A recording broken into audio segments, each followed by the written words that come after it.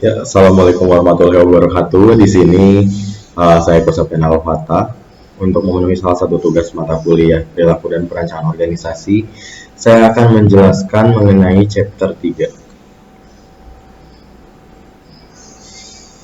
Learning and Motivation. Di sini kita dapat melihat 8 pedoman utama sebagai awal motivasi. Yang pertama, jika tidak rusak, jangan perbaiki. Mewakili sikap umum di sini dengan cukup baik. Dari kata ini kita dapat mengambil arti atau kesimpulan bahwa sebelum melakukan sesuatu atau kita akan terjun ke dalam suatu hal, tentunya kita harus memperhatikan situasi dan kondisi juga, apakah situasi dan kondisi itu cukup baik atau tidaknya, karena apabila kita sudah mengawali, tentu saja kita harus menyelesaikan atau mengakhiri dari apa yang sudah kita mulai tersebut. Terus yang kedua, di sini juga ada kata kami tidak begitu pandai menemukan atau menciptakan pasar baru.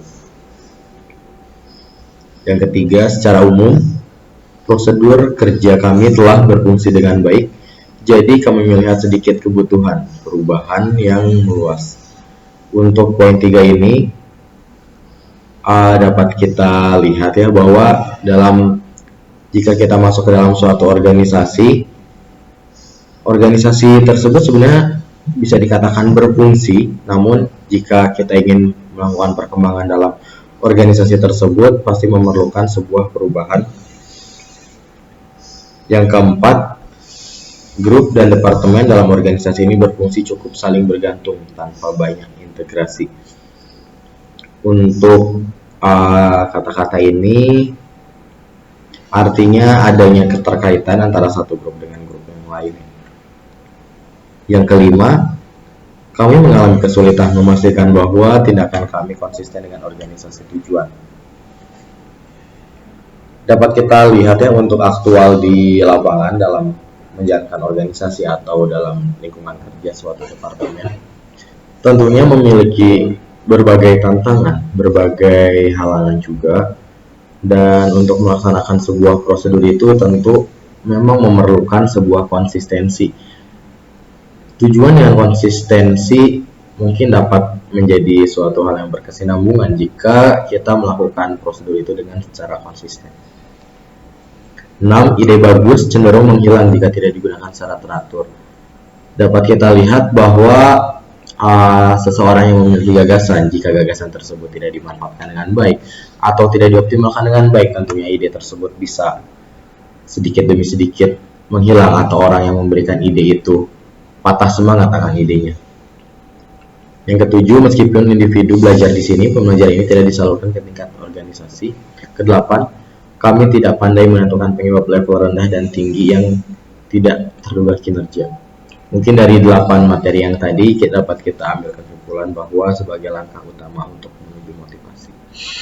Yang selanjutnya di sini kita dapat melihat teori Maslow. Yang kesatu, kebutuhan fisiologis dasar, termasuk rasa lapar, haus, dan dorongan seks. Yang kedua, kebutuhan keamanan, kekhawatiran tentang perlindungan dari sumber bahaya fisik, termasuk berteduh dari cuaca, kebutuhan kepemilikan afiliasi, kebutuhan akan hubungan interpersonal dengan orang lain yang mencakup kesuksesan, kasih sayang, perhatian, dan dukungan pribadi. Keempat, hargai kebutuhan akan rasa hormat, hal positif, status, dan pengakuan dari orang lain. Yang kelima, kebutuhan aktualisasi diri, kebutuhan untuk memenuhi potensi seseorang menjadi semua yang satu itu bisa. Dari teori Maslow ini terdapat 5 poin utama. 5 poin utama ini telah dikemukakan oleh Maslow untuk bisa kita pelajari intinya dari kelima hal tersebut mengenai tentang perilaku organisasi. Pada hakikatnya setiap manusia memiliki 5 kebutuhan yang disebutkan oleh Maslow ini. Sebagai manusia tentunya kita memerlukan 5 kebutuhan ini. Di sini dapat kita lihat yang berhubungan dengan dunia luar, yaitu mengenai kebutuhan akan rasa hormat. Tentunya dalam organisasi juga kita dapat menarik sebuah sikap bahwa hubungan antar satu orang dengan yang lain yang tentu akan dibarengi dengan rasa hormat, saling menghormati. Ada yang menghormati karena jabatan, ada yang menghormati karena usia. Semua itu tergantung dari struktural atau hierarki dari perusahaan itu sendiri.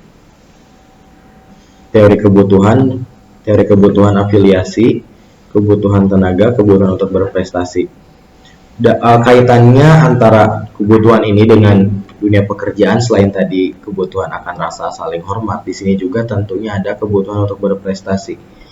Kebutuhan untuk berprestasi dalam menjaga kualitas kerja, dalam menjaga etos kerja, tentunya seseorang dipaksa untuk berprestasi, atau kita dapat menunjukkan prestasi kita, entah itu dari segi kemampuan, segi potensi yang kita miliki, atau penemuan-penemuan baru yang tentunya dapat kita ciptakan.